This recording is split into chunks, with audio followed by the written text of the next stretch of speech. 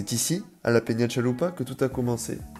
L'équipage de la Chalupa vous souhaite la bienvenue à Bayonne, cette ville remplie d'histoire à laquelle on doit de nombreuses traditions et rites basques. Nous commencerons la visite par la présentation de notre cher château neuf, une bâtisse remplie d'histoire dans laquelle nous avons aujourd'hui la chance d'étudier.